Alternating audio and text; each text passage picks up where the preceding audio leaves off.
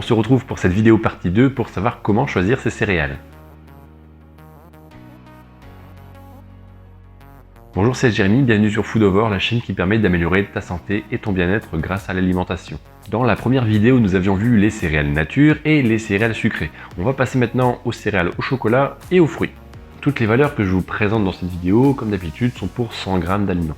Donc là c'est pareil, je ne cite jamais de marque, donc tu retrouveras des céréales au chocolat, la même céréale mais de qualité biologique et une autre catégorie de céréales au chocolat biologique. On s'aperçoit tout d'abord qu'énergétiquement parlant, on est déjà un petit peu au-dessus par rapport aux deux premières catégories de céréales, c'est-à-dire que voilà, dès qu'on ajoute du chocolat, on va avoir un apport calorique plus important. Même si le graphique montre une différence, il n'y en a pas spécialement, ça se joue à quelques calories uniquement. De plus, une fois que l'on passe à la quantité de protéines, on s'aperçoit aussi qu'on a une quantité qui n'est pas négligeable. Ce sont des protéines végétales, donc de bonnes protéines.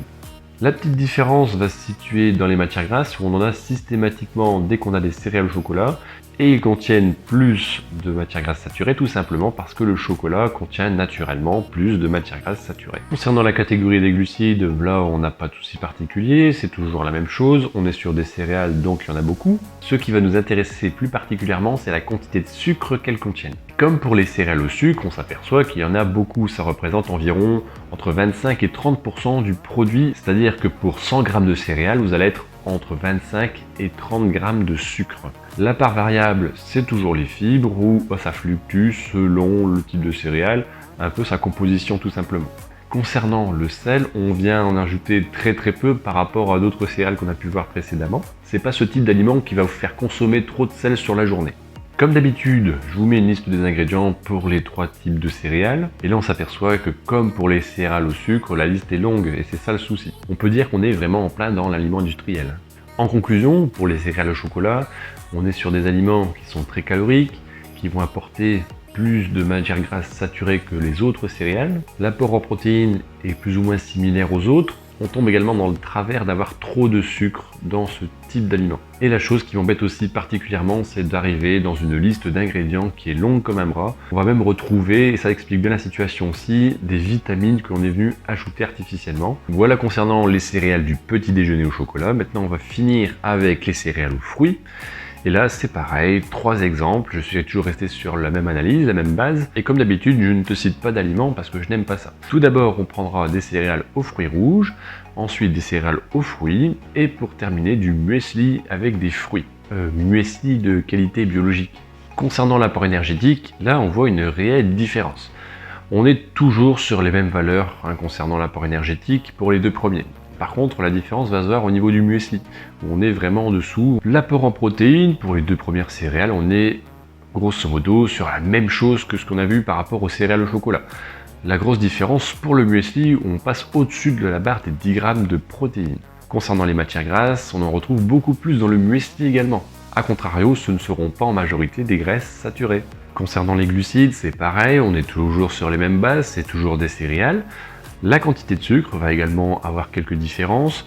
On va être aux alentours, on va tourner autour de 10 et 20 g de sucre pour 100 g d'aliments. Alors si l'on veut comparer un petit peu par rapport aux céréales chocolat, on enlève 2 carrés de sucre pour 100 g d'aliments, ce qui est déjà pas mal. Et le muesli sort encore son épingle du jeu par le fait qu'il est riche en fibres, 10 g pour 100 g d'aliments, ce qui est intéressant. Pour terminer avec le sel, on en a environ 1 g pour les deux premières céréales. Le muesli, on n'en trouve pas du tout, ce qui est super. Est-ce que c'est le fruit du hasard de trouver autant de sel dans les deux premières céréales? Je ne pense pas. Bizarrement, on a moins de sucre, et bizarrement, on a plus de sel. On va terminer avec la liste d'ingrédients. Voilà, c'est encore très long. Ça pose problème, effectivement, encore une fois. Après, je dirais, c'est un peu normal de trouver plus d'ingrédients. Comme ce sont des céréales aux fruits, on va trouver plus de fruits. Donc forcément, on va avoir une liste d'ingrédients qui est un petit peu plus importante. Et bon, quand on regarde la première liste, il y a un truc qui cloche quand même. En conclusion, ce sont des aliments qui restent caloriques, ce sont des céréales quoi qu'il arrive, il ne faut pas en abuser. Le muesli est très intéressant, que ce soit en quantité de protéines qu'il contient. Les matières grasses, il n'y a pas spécialement de quoi s'affoler, quelle que soit la céréale. La proportion de sucre paraît plutôt cohérente par rapport à la teneur que l'on retrouve en fruits, même si on trouve quand même du sucre ajouté. Et pareil, selon le type de céréales, on va avoir tout ou rien par rapport à la proportion de sel qu'on y retrouve. Par cette analyse des céréales aux fruits, on s'aperçoit de tout l'intérêt de regarder comme il faut l'étiquette. Parce que là, on s'en aperçoit très bien, il y a une sacrée différence entre tout ça. On va se dire, je vais prendre des céréales aux fruits parce que voilà, c'est meilleur que de prendre du sucre ou du chocolat. Pas forcément. Pour terminer, si vraiment vous voulez manger des céréales aux fruits, achetez plutôt par exemple du muesli nature ou des céréales nature comme on l'a vu dans la première vidéo et ajoutez-y vos propres fruits, des petits quartiers de pommes ou des petits fruits rouges ou même, peu importe. Le principal c'est que vous puissiez limiter tout cet apport en sucre ajouté, en additifs alimentaires et aussi de limiter la proportion de sel que vous achèterez. Voilà concernant cette vidéo, on va se retrouver prochainement pour la conclusion de tout ça, pour réellement savoir quelles céréales faut-il choisir au petit déjeuner, quelles sont les solutions qui se présentent à nous. On se retrouve pour une prochaine vidéo, porte-toi bien et à bientôt.